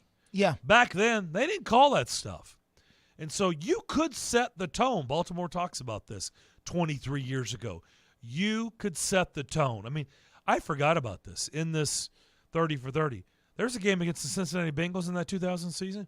Corey Dillon, the Bengals were getting thumped. Corey Dillon, Marvin Lewis was the head coach. Boy. Or no, he wasn't. Bruce Coslett was the head coach. Bruce Coslett was the head coach. Bengals Corey Dillon just Jets. checked out. He's like, I'm done. Like, I'm out. I'm done. Like, I don't want – we're not winning this game. We're getting thumped. And these guys are trying to snap me in half. I'm done. He just went to the sidelines and went to the bench. And Bruce Coslett's like, get in there. And he's like, nah, I'm good. Guys literally will pull the ripcord and say, I'm out. I'm out. Corey Dillon. It's a different day. Corey freaking Dillon. It's a different day. This just in. He was a pretty good running back. Oh, outstanding. Okay? He was an outstanding running back. Outstanding. Probably a Hall of Famer right there on the cusp. Right there. Right there on the cusp. Him and a couple of other guys right there on the cusp. He said no moss on a game against the Ravens in 2000. Yeah. So I get what you're saying, Trent. Football carnage. I just don't think Tom Brady and Aaron Rodgers were the examples you're looking for. I would have said Patrick Mahomes and Josh Allen and Joe Burrow and the today's new crop of quarterbacks. So here's my thing with this. After hearing the comments by Trent Dilfer, I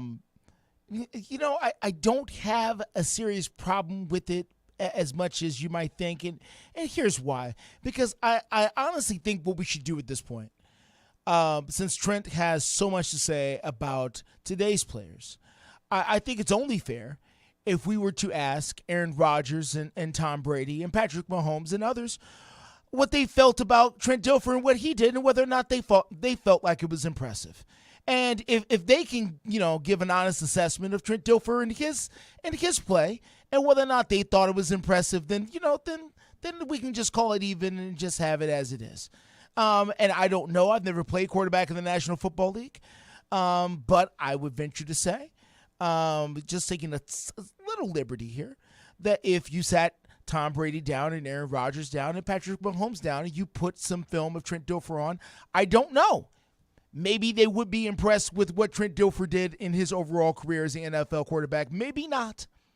I'm just saying that maybe we should ask them what they think about Trent Dilfer's career, since Trent Dilfer has so much to say about their career. Well, I don't think Trent Dilfer's trying to compare himself to them. He's not? Again, no. I've talked to Trent Dilfer many, many times. Trent Dilfer will tell you he was an average quarterback. He was not spent a lot of his time not being a very good quarterback. Made a lot of dumb mistakes. Sure. And wasn't a great quarterback. He would just tell you that. I mean, it's not really that hard hitting of a answer. Look at his career. I mean, right after they won the Super Bowl, he lost the job to Elvis Gerback.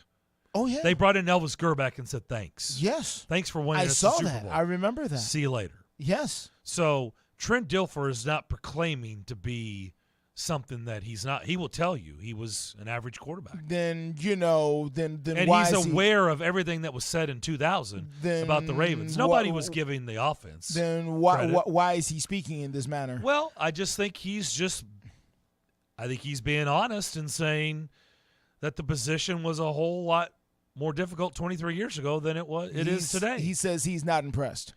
He's saying that quarterbacks are throwing more to open guys or to guys wherever on the field because guys aren't scared to go anywhere on the field I understand today. what he's saying. Back then, guys would not go over the middle. Oh, yes. No, I remember because we had these things called safeties, and they would hit people, and it was legal. Yeah.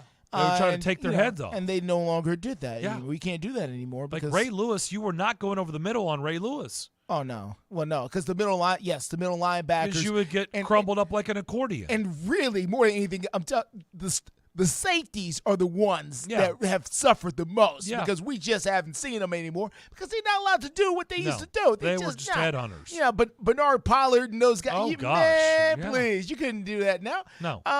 And they know it. And Yeah. I understand what Trent Dilfer is saying. I really do. I really get what he's saying. All I'm saying is for him to roll that out, I'm just saying also opens him up for scrutiny about what anybody wants to say about him. And I know he's heard it all, and that's fine. But he's going to have to hear it again because for him to come out and say those things in the way he said it suggests to me that what he did was great and hard, and what these other guys are doing is not impressive. No, I don't really. I mean, I understand. Trent Dilfer has been that guy for 23 years, like Rex Grossman. Mm-hmm. We had a caller bring up Rex Grossman. Rex Grossman, we all know the list. Brad Johnson. Yeah. Rex Grossman. Yeah. Trent Dilfer, right? Those guys that won Super Bowls in spite. Well, Rex the didn't win a team- Super Bowl, but yes. Well, you're right. He got okay. to the Super Bowl. Okay, so you could also throw in Rich Gannon. You Yeah. could throw in, Rex Grossman. Well, Rich Gannon was the MVP of the league one year. I mean, it's Rich not Gannon's exactly the probably same. Rich Gannon. He was a guy, believe it or not, that actually got better. Like did. later in He life, did. right? Later in No, his he did. career, He did. he became really good, which Oh, is yeah. weird. Like Well, early on, well, he found a coach and a system that worked for him. Yeah. Yeah. But the kind of the one-off guys that all like that team got to the Super Bowl in spite of the quarterback. I mean, Trent Dilfer's been that guy on that list for 23 years, and he knows it. Yeah. I don't think Trent Dilfer's trying to prop up himself. Again, I think he just misspoke. He used the wrong names. I think he was trying to make a point about today's game. And by the way, there's a clip out there about Tom Brady talking about today's game. Oh, and he's saying almost essentially exactly what Trent Dilfer is saying, but does a much better job of presenting it. Oh, yeah. And the game, listen, you and I have talked about it, how much the game has changed. The game has changed dramatically to the point to where I don't even know what I'm looking at sometimes because now all the numbers are lying to me. The formulas no longer work. You know, you can't run the ball first. You can't be a run first, with a bell, a bell, Bell cow running back. Thank you. With a bell cow running back. You can't do it anymore. Now you have to run by committee and do all this other stuff. Unless you're the Titans. It's very, very different. It's very, very different now. And so, and a lot of that is because of rule changes that have happened over time where the NFL wants to see more high-flying offense. They want to score more points. So, yes, the game is different. There's no question about it. I'm just saying that coming out of the mouth of Trent Dilfer, it doesn't hit, the same way it might if Dan Marino said it. Or if somebody more accomplished had said it. That's all I'm trying to say. And if Trent is self-deprecating, well, that's great. But, it just doesn't hit the same coming out of his mouth as it would some other guys that are out there. That's all. Yeah. We'll come back. Tim Kelly has been named the Titans' new OC. Would love to get thoughts on this. Adam in Portland, when we broke the news to him, his raw reaction was, oh, no. Oh, no, he sucks. No. I don't think, and we talked about this earlier, because this happened right basically as we were coming on the air, right before we were coming on the air. It's not going to get met with a parade.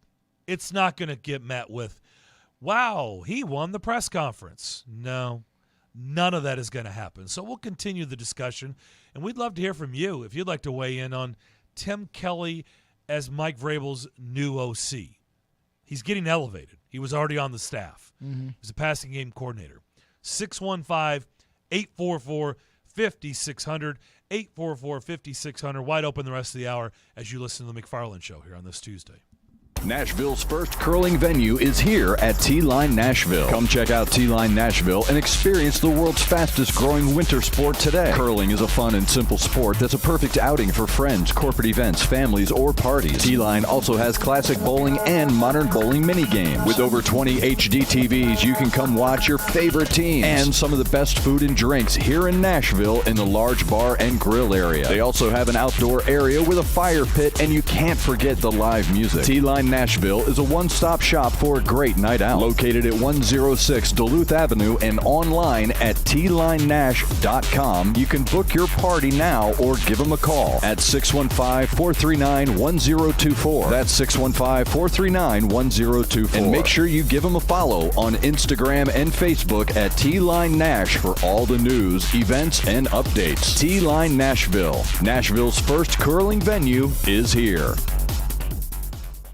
As a professional realtor in Nashville for more than 40 years, Richard Courtney is one of the city's top-ranked real estate brokers. He's also the author of 2 books and the real estate columnist for the Nashville Ledger. What does all of this mean to you as a home buyer or seller? Expert knowledge, guidance, and trust. Give Richard Courtney a call today at 615-300-8189. That's 615-300-8189. Or online at richardcourtney.com. They say they'll get your biggest tax refund. Jackson Hewitt says your biggest tax refund guaranteed, and a chance to double your tax refund. Thousands in weekly prizes during the Double Your Refund sweepstakes. Your biggest refund times 2, twice the money, so forget about them. File your taxes on the double at Jackson Hewitt today. No purchase necessary to enter or win. Open to U.S. residents 18 or older who file a 2022 federal tax return. Promotion ends 4/2/23. Visit jacksonhewitt.com for rules. Hi, this is Joe Cordell with the law firm Cordell & Cordell. When the prospect of divorce becomes a reality, you need a partner that you can count on. If you're a man in this situation, consider contacting Cordell & Cordell.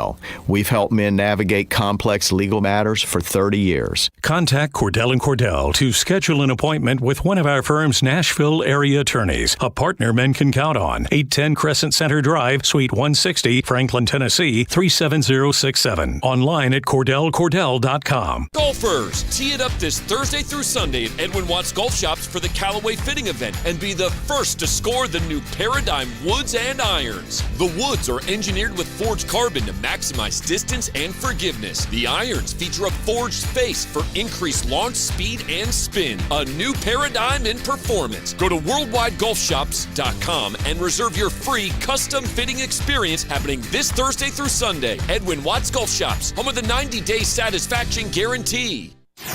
It's the afternoon stretch with Zach Williams and Bruno Reagan. Coming off his second straight SEC win, this one at the bank. Clark Lee, thanks so much for joining us. Hey, this is my favorite time of the week to be with you guys, so I'm happy to be here. If you think that's not going to be on a promo, Clark, you are sadly mistaken, Clark, sir. you just made the haters so furious, so thank you very much. The afternoon stretch. Afternoon stretch with Zach Williams and Bruno Reagan. Honest opinions, genuine conversations. The McFarland Show. Rolling along, the Titans have named Tim Kelly as the OC. He was the passing game coordinator last season. What does that mean? Don't know. Would love to know. What happened to Matt Nagy? What happened to Eric Bieniemy? What happened to all the other candidates? What I don't know. does passing game coordinator mean? Don't know. Well, I'm just saying, if you were going to hire Tim Kelly, they've been done for over a month. I mean, that would have already been done. So what happened? What happened? I mean, I don't know. There could be a lot of different things that happened. I'm not sure. Unless they were just window dressing because they knew the reaction would be like, really? Like this is where you scoured the ends of the earth and you just went in-house? Because if you look at it, the OCs have been in-house, right? They've been coming from within on Mike Vrabel's staff. Yes. Other than Matt LaFleur when he first got here. Yeah. And that was a suggestion of John Robinson because John Robinson had just interviewed him for the head coach job and was really impressed by him and said, hey, maybe you ought to consider this guy for OC. He's, the OC out in L.A., but, Sean McVay, he's the one doing the play calling. And he did. Yeah. And that ended up being a good hire. But Arthur Smith was elevated. Mm-hmm. Todd Downing was elevated. And now Tim Kelly was Mhm. elevated. Tim Kelly, who does have experience. He's offensive coordinator for 3 years in the National Football League with the Houston Texans. So he's had Deshaun Watson and Davis Mills under his watchful eye. So it's not like he's a complete rookie from nowhere. He does have some experience at the position. Now, whether or not you like that experience is something completely different. But he does have experience in the job. And I would imagine he has a pretty developed offensive philosophy. Anytime you spend 3 years doing something, you kind of have a good idea of what you want to do as soon as you get in the door. No way he doesn't. So that part is fine. Now, whether or not it works, well, isn't that the question for everything? Is it going to work or not? But at the very least, he won't have to try to figure out, how do you do this job? How do you call plays? How do you manage? No, he's already got all that down. You would think after 3 years in the NFL, he would already have that down in that capacity. What I do want to address is this, though, Darren. If you want to, I'm sorry, do you want to chime in here? No, I was just going to say Johnny tweeted at us and said, the first thing I'd love to know from new OC Tim Kelly is please tell me you're not going to run the ball on first down every time, are you? So a lot of fans feel that way. Probably not every time, but I would venture to say there's going to be some first down running as long as Derrick Henry is the running back on this football team. That's probably going to happen. So, that's going to be tough. I will say after going through some of the social media comments that are out there, and I will say after looking over some of the reaction from other, shall we call them, content creators that are out there who are in leadership positions where they have platforms of their own and they are talking about things. There seems to be this idea that Titans fans wanted Tim Kelly to be the OC all year, and now that he is, the same Titans fans who wanted Tim Kelly to be the OC all year are now not happy that Tim Kelly is the OC, and pretending as if they can't understand why that would be. Why is it that you asked for something all year, and now that something has happened, you're not happy about it? I don't understand I don't get it. What's wrong? You guys are never happy. You guys are never satisfied. Okay, let me just address this real quick. Darren, you and I are on a road trip. We're in a car, all right? You and I are going down the highway. I got a tire that's going bad. Oh, that's bad. It's going bad, okay? It's giving us problems. It keeps losing air, Wobbly. It's wobbly. We think we got a nail in it.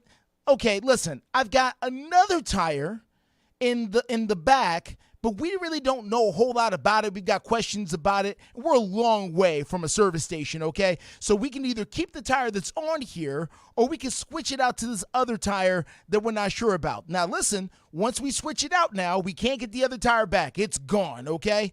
We're either going to keep the same tire and roll with it, or we're going to switch to this other tire that's also where we're kind of iffy about it. We're really not sure, okay?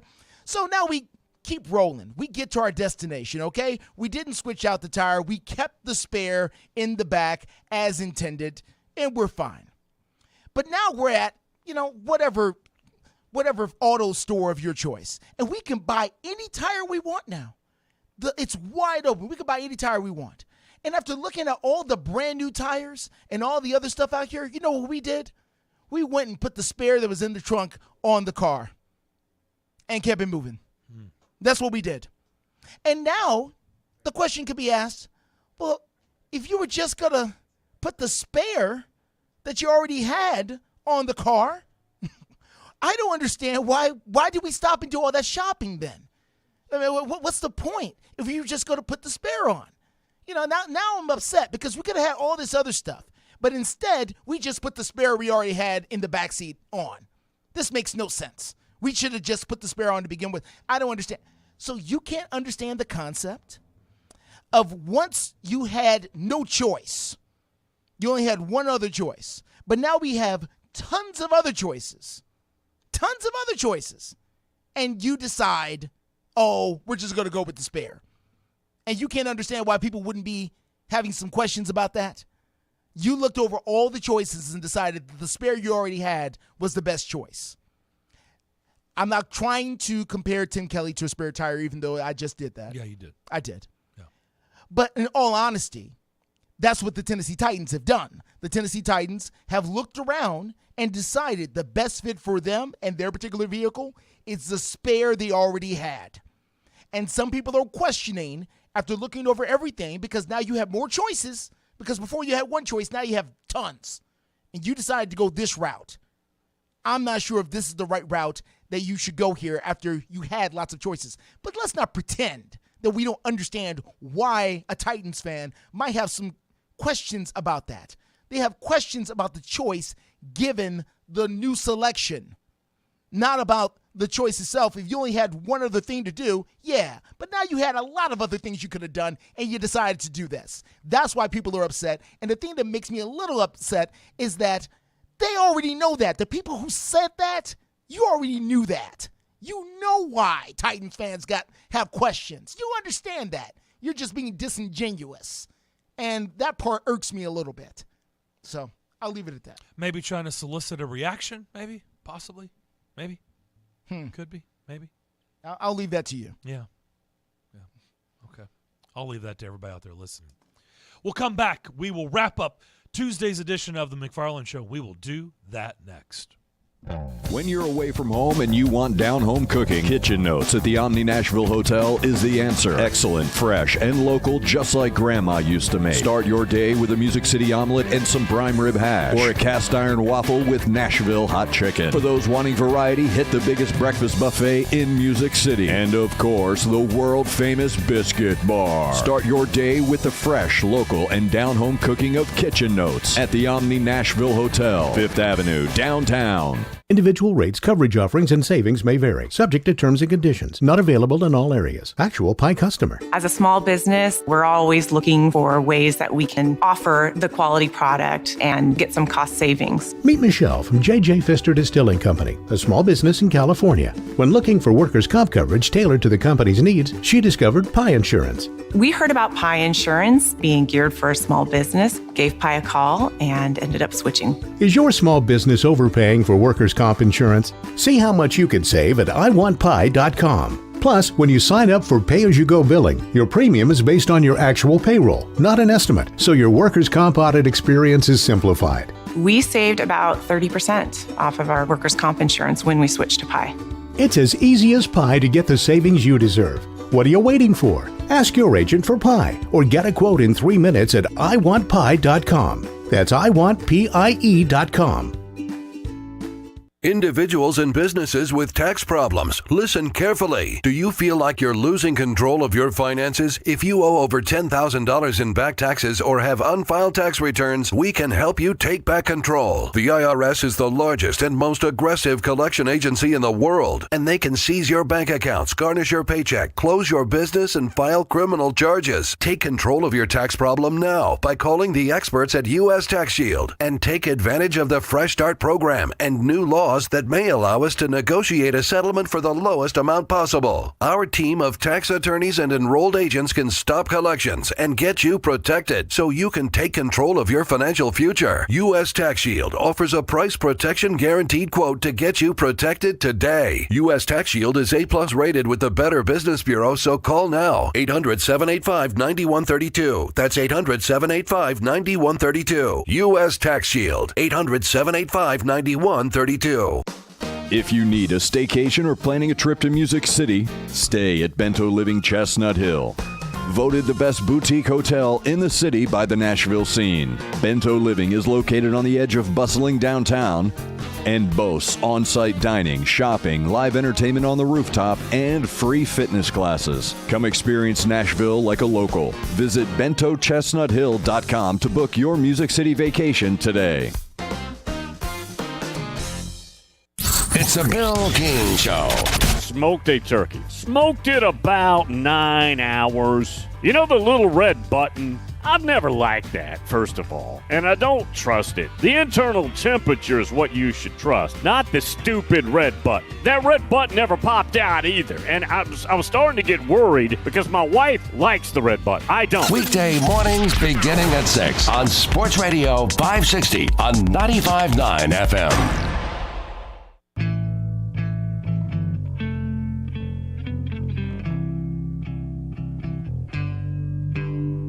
Welcome back to the Strike and Spare Studios. You're listening to The McFarland Show with Darren McFarland and Fox 17's Justin McFarland. Indeed you are. 844-5600 before we get out of here. Oh. Let's go to Columbia. Nate is standing by. Nate, what's up? Nate, you there? Strike and Spare Family Fun Center Studio to Nate. Over. Rookie mistake. I had you on mute. Oh, no. How good was the stuff you just said, huh? It was not good. But how y'all doing? We're fine, Nate. We're glad you were on mute then. That was good. So, Darren, first off, are you going to be in the Lexus Lounge tonight? I got to be honest. I do not have Lexus Lounge passes. I'm just going to slum it. I'm just going to slum it. You just show up down there. They know who you are. Go down to the lounge. They'll let you in. But if somebody's willing to give me passes, you bet I'll be in the lounge. Your face is your pass. You just show up down there. No, they're They'll strict down there, man. There was a time when it was easy, but they're strict down there now. They tightened up down there. They make you stick your face in the screen and checks your eyeballs, checks your fingerprints. It's a situation They pat you down. all of a sudden. They have wands. I mean, it's strict now, man. Okay, Nate. Maybe not. I've tried to I've even tried to use like fake glasses. I even went down there with a Terry Crisp mask on once trying to get in. They still didn't let me in. I tried. Did you have your Stanley Cup ring on you? That's the telltale. That's it. Dang it. You need that 1990 Calgary Flames Stanley Cup ring. Man, I knew I forgot something. But so we might be going to the game tonight. It just kind of all depends. There's some family matters going on with my wife, but I'm real interested to see how this game's going to go tonight, because I was thinking about putting a little scratch on it, but I have no idea what's going to happen. Ooh, I can see this game. Break? Yeah, that's dangerous. That is Nate. That's sketchy. Okay. I can see this game being 1-0. I can see it being 5-4. 5-4. Yeah.